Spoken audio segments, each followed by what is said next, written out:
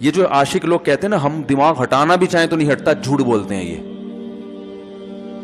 جھوٹ بولتے ہیں, یہ ہٹانا چاہتے ہی نہیں ہے کمبخت. حقیقت بتا رہا ہوں آپ کو, دنیا میں بڑی سے بڑی محبت ختم ہو سکتی ہے اگر انسان چاہے. مر جاتے ہیں تو محبت ختم ہوتی ہے کہ نہیں ہوتی؟ تو عاشق کو چاہیے معشوق کے بارے میں یہ سمجھے کہ یہ میرے لیے مر گیا ہے, ختم, اس کا نمبر بلاک, اس کے بارے میں سوچنا ختم. کچھ دن طبیعت خراب رہے گی, اس کے بعد انشاءاللہ سیٹنگ پہ آ جائے گا. یہ کمبخت چاہتا ہی نہیں علاج کرنا, بار بار اس کی تصویریں دیکھتے رہیں گے, بار بار اس سے بات کرتے رہیں گے, بار بار اس کے بہانے سے اس کی گلی کا چکر لگائیں گے, اور پھر اسی کو سمجھانے کے لیے فون کرتے رہیں گے بار بار کہ میں تم سے محبت ختم کر رہا ہوں, سن لو. حقیقت ہے, یہ بھی ہوتا ہے عاشقوں کے ساتھ. دیکھو آئندہ مجھ سے بات چیت نہیں کرنا, کیونکہ میں بس یہ آخری کال تھی میری. بھائی جان ضرورت کیا ہے آپ کو یہ بتانے کی بھی آخری کال تھی یا پہلی کال تھی؟ یہ عاشق لوگ کرتے ہیں, حقیقت بتا رہا ہوں. آپ کو کہہ رہے ہو گے مفتی صاحب کو کیسے پتہ چل گیا ہمارے بارے میں؟ بھائی ہم نے پوری دنیا دیکھی ہوئی ہے, دنیا کے ہر آدمی سے ہم ملے ہیں الحمدللہ, اور ہم بھی اسی ماحول میں پلے بڑے ہیں جس میں آپ پل بڑھ کے جوان ہوئے ہیں.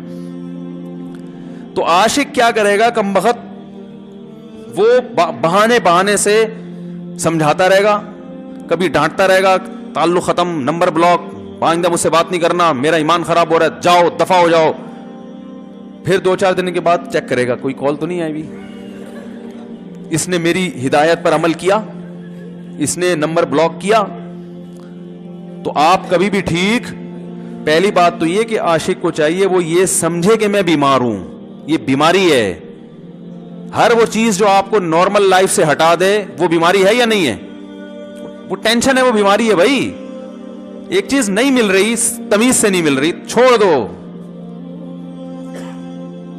اس کا تصور دماغ میں لانا چھوڑ دو, اس کا نمبر بلاک کر دو, ایسے ہو جاؤ جیسے تھا ہی نہیں. کچھ دن طبیعت خراب رہے گی, اس کے بعد انشاءاللہ ٹھیک ہو جاؤ گے. تو پتہ ہے کیا کہتے, رونے لگا, کہہ رہے حضرت میں نہیں تعلق ختم کر سکتا, مجھے اس سے سچی محبت ہے, پاک محبت ہے, سچی محبت ہے, سچا عشق ہے. یہ فلموں سے سیکھا ہے لوگوں نے, سچا عشق اور جھوٹا عشق. مجھے آ گیا غصہ. بھائی اب تک تو جو بات کر رہا تھا نا وہ ٹھیک کر رہا تھا, عشق ہو گیا, انسان ہے, ہر ایک سے ہو سکتا ہے. ویسے تو بے احتیاطی جو لوگ کرتے ہیں انہی کو زیادہ تر ہوتا ہے. چلو بے احتیاطی ہو گئی, لیکن چلو ایک جائز طریقہ اختیار کیا نا, کوئی حرام کاری کی طرف نہیں گیا. نکاح, تبھی میں کہتا ہوں بھائی جان کسی کو عشق ہوا کرے, اگر نکاح کی بات کرے تو اس کو ملامت نہ کرو. بیٹا ابا کے پاس آ رہا ہے, ابا مجھے وہ کالج میں لڑکی پسند آ گئی, مجھے عشق ہو گیا, میں شادی کرنا, ابا پڑاخ کر کے ایک چماڑ لگا دیتے, وہ تجھے میں نے یہ عشق عاشقوں کے لیے بھیجا ہے وہاں پہ, اس لیے نہیں تھا, لیکن اب ہو گیا تو اس کا ایک جائز راستہ ہے نا جو اسلام نے بتایا ہے. تو ابا بلا وجہ غیرت کا مسئلہ بنا لیتے ہیں اس کو, ٹھیک ہے نا. تو بھائی یہ نمٹاؤ یار. بچی بعض دفعہ پاگل ہو جاتی ہے عشق میں, تو ابا وہ غیرت کا مسئلہ بنا کے کیوں بھائی یہ کیا ہو گیا؟ بھائی اگر ہو گئی ہے, پاگل نہیں بھی ہوئی تو پاگل ہونے سے پہلے اس کی شادی کر دو. عقل مند باپ یہ کرے گا, ٹھیک ہے نا.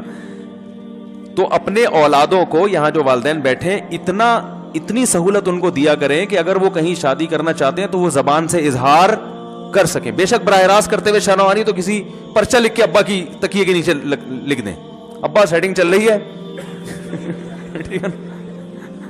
تو میں نہیں چاہتا میں گناہ کی طرف جاؤں, میری شادی کرا دو. اور نام نہ لکھو اپنا, ابا کو سب کا پتا ہوتا ہے کہ وہ خود ہی پہچان جائیں گے. تو یہ جو بہت زیادہ سختی والدین کرتے ہیں نا اولاد پہ, اس سے بغاوت پھیلتی ہے. کیونکہ جائز حق تو اس کو دینا چاہیے نا بھائی. ہاں وہ اگر آپ کے خاندان میں میچ ہی نہ کر سکے, وہ یعنی وہ ایسی جگہ پسند کر لیا اس نے کہ وہ ایڈجسٹ ہی نہیں ہو سکتی, تو پھر ایک الگ بات ہے. پھر ابا غیرت دکھائیں, بولا بیٹا تو تیری بیوی ہماری بہو بھی ہوگی, یہ ہماری بہو بنانے کے قابل, یہ ہماری پرمپرا ہے, ٹھیک ہے نا. تو لیکن نارملی ماننا چاہیے. وہ رونے لگا, کہہ رہے نہیں مجھے سچی محبت ہے. مجھے پھر آیا غصہ, میں نے کہا بھائی جان یہ ٹوپی ڈرامے نہیں کرو. ٹھیک ہے آپ کو عشق ہو گیا, دل زخمی ہے آپ کا, یہاں تک بات سمجھ میں آتی ہے, انسان ہے, ہو جاتا ہے. تو نکاح کا راستہ ہے, نہیں ہو رہا تو پریشان ہونا بھی سمجھ میں آتا ہے, یہ سچی مچی نہیں کرو. میں نے کہا اپنی ماں سے کیوں نہیں ایسی محبت آپ کو؟ ماں ناراض ہوتی ہے, کبھی بات چیت چھوڑ دے, تو پھر ایسا رونا آیا کبھی؟ جس نے ساری زندگی پالا پوسا جوان کیا ہے بھائی, کبھی زندگی بھر ساتھ نہیں چھوڑتی ماں. آپ 60 साल के भी हो जाओगे ना, आपकी बीमारी पे ऐसे ही रोएगी जैसे जब 2 साल के बच्चे थे उस वक्त रोती थी।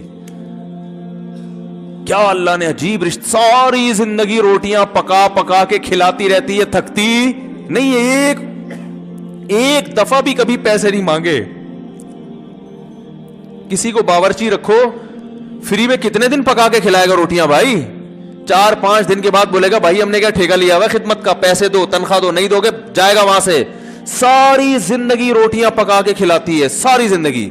ना खाने पे तो नाराज होगी, खाने पे कोई मुआवजा नहीं मांगेगी। कितना बड़ा एहसान है, उससे ऐसी जज्बाती मोहब्बत नहीं होती। उस पे रोना नहीं आएगा, उस पे जज्बात नहीं मुश्तिल होंगे।